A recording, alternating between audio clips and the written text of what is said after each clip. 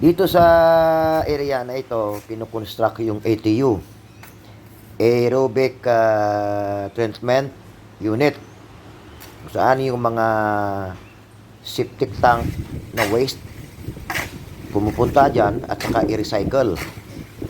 Yan ang manual concrete mixing.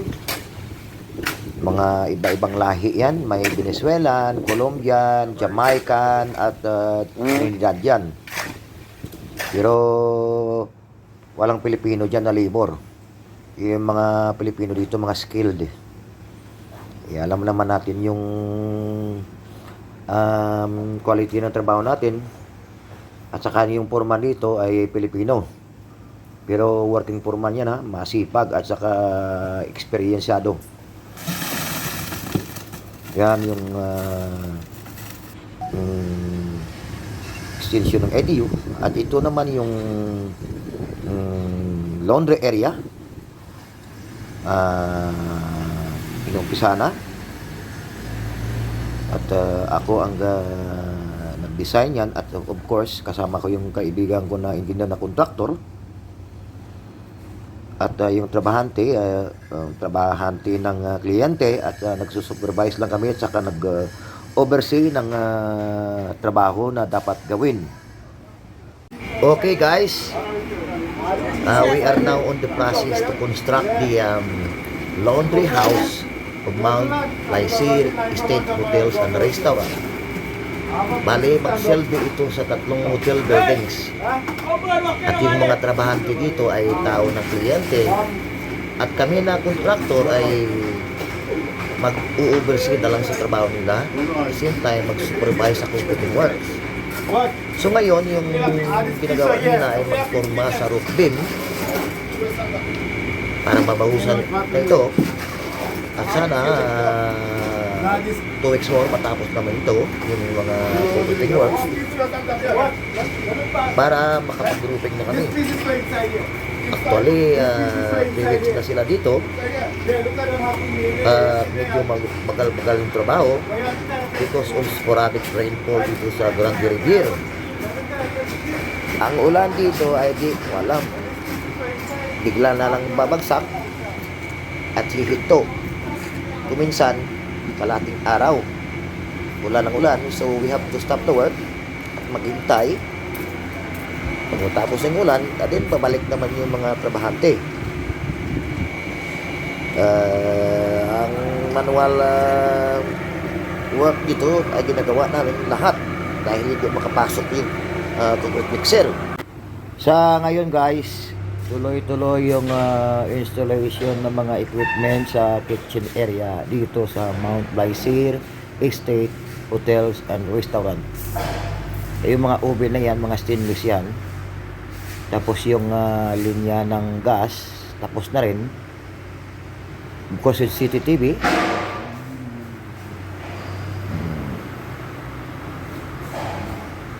And then yung hardwood na pintuan, exit, tapos na rin. And then double door o main entrance pasok sa kitchen. Tapos yung chillers na yan,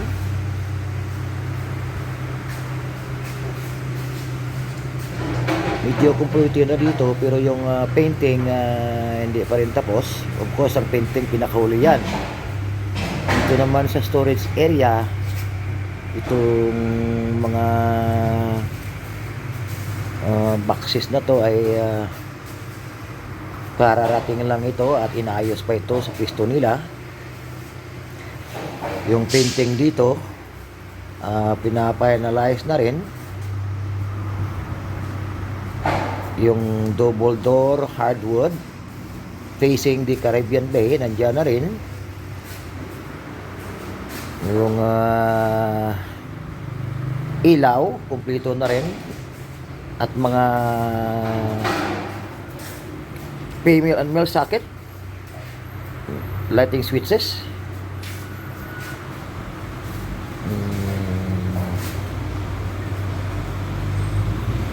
Pakunti-kunti na lang trabaho nito. Yung mga tiles tapos na rin. Dito sa kitchen area, bali final painting na lang dito ang kailangan. Pero marami pa rin ang gagawin dito. Itong storeroom na ito, yung pintuan na hardwood tapos na rin. Tapos yung first coating sa wall, tapos na rin yung pagpinta. So, yun lang guys. Ito naman guys, yung swimming pool na kinukonstruct namin dito sa Mount Plaisir Estate Hotels and Restaurant sa Grande Riviera. Ito ay para sa kids. Pero siguro gagamitin rin ito ng mga adult pagkatapos nila paligo sa beach. Ito ang mga stone tiles na ginagamit dito at ito yung mga imported din from other countries, bought by the owner of the Mount Plaisir Estate Hotel and Restaurant. Di pa tapos ito at di pa namin alam kung ano ang i-design dito na barricade. Pero kailangan matapos ito before December 2023 kasi bubuksan na rin ito. Ayon, yung mga stone tiles na footwork sa palibot, mga imported din yan. So, magpatuloy lang kayo sa panood ng aking video. Now, nag-umpisa na rin kami sa pag-install ng flooring tiles sa may reception area, sa dining area. At ito ay stone tiles na pinagawa ng subcontractor. Ayan yung mga stone tile, imported din yan. At marunong sila talaga gumawa dahil yan ang expertise nila. So ang ginagawa ng tao namin ay tumutulong sa paghakot ng mga stone tiles galing sa labas at gamit namin yung wheelbarrow dahil hindi naman makapasok sa sakyan dyan. Actually, itong Mount Plaisir Estate Hotel and Restaurant, when it comes to concreting works, mano-mano ang paggawa namin dyan dahil hindi naman makapasok yung mga concrete mixer sa loob. Ito ang area ay pinapalibutan ng old almond trees at century na yung edad. Kaya sa araw-araw, linis ang ginagawa ng iba ng tao dito sa mga dahon na nahuhulog. Gusto ng may-ari i-preserve itong almond trees. Kasi, of course, pag maraming kahoy, maginaw yung paligid. Pero, dagdagan pa ng ulan na kung minsan di mo alam, babagsak at saka hihinto. Itong area dito, walang tinatawag na summer or rainy season dito. Mabibigla ka lang habang nagtatrabaho ka at biglang bagsak yung ulan. So, hinto muna kami. Pero hinihintay namin yung matapos yung ulan dahil hindi naman tuloy-tuloy yung pagbagsak ng ulan. Parang sporadic rainfall lang. Pero isa rin yan sa mga factors na yung trabaho namin ma-delay. Kaso lang wala tayong magawa. Nature yan. So yung mga wood na yan sa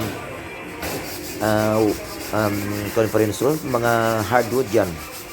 Yung mga yan, galing pa yan sa labas at talagang mamahalin yung mga hardwood na yan. Itong area ay conference room. So, matatapos na rin ito. kinukonstruct namin yung pathway around the swimming pool and in between of main hotel and bar dahil pag umulan dito putik lahat. So for the convenience of the customers as well as for the tourists kung saan sila manunood ng turtle watching from the month of March to August, at least komportable sila. Ay yung harapan na yan, ayan yung Caribbean Bay.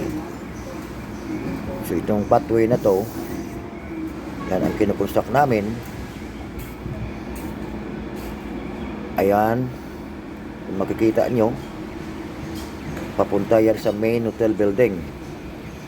At ito naman ay papunta sa bar. Ayan yung bar. So, dandahan lang apatapos sa ito. Okay. And then, isusunod yung stone tiles na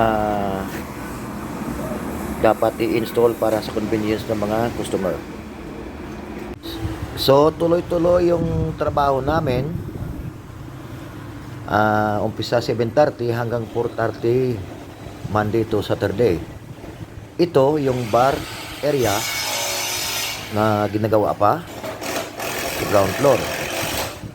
Ito naman yung kitchen na naglalagay sila ng gutter para sa roofing. Ito naman yung installation ng electrical wiring sa panel board. At ito ay ibang subcontractor. Medyo mahirap-hirap din itong trabaho na to. Tapos yung sa laundry area naman, ginagawa yung water tank concrete pad. Because tatlong hotel building ang i-support nito. So kailangan dagdagan yung water tank. Ayun, manual concrete pouring dahil di makapasok yung mixer dito.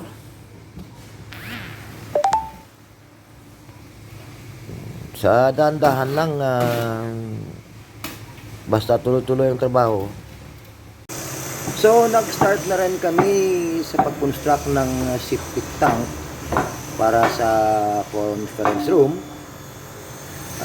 bar, dining room, kitchen, at saka reception area. Naglagay tayo ng Pilipino na karpintero dito. Tapos ito naman sa loob ng reception area, pinaplastiran na rin natin yung mga interior wall nito dahil inaapura na rin itong trabaho dito.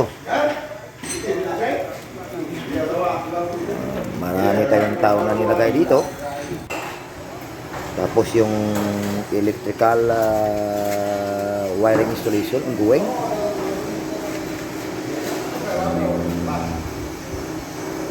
Kasama na yung mga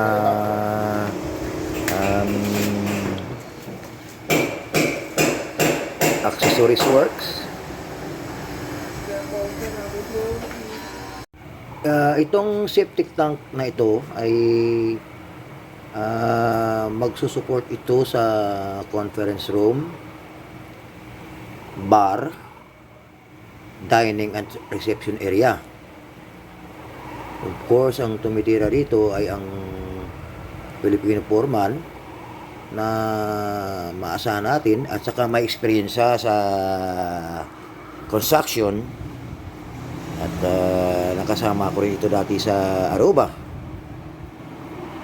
At saka ito naman yung sa likod ng laundry area ay binubuhusan na yung cover ng septic tank at manual construction ito dahil hindi makapasok yung concrete mixer. Ito ay tinitira ng karpintero na Venezuelan, dalawa sila, at saka yung katulong niya na anak niya at isang Jamaican. Malaki itong septic tank na ito. So, tuloy-tuloy ang trabaho namin, guys. Itong external fence ay mga hardwood ito, imported from other countries. Double fence ito at boundary ito ng Grande Repair Turtle Watch organization. Ginagawa ito para maklose na yung Mount Plaisir Estate Hotels and Restaurant. And then dito naman nag-umpisa na rin tayo dito sa may kitchen sa pag barnes or ng hardwood. Yun, kasi kailangan natin medyo magandang quality dito. Ito naman sa storage area or sa second floor ng bar ay wooden floor ito.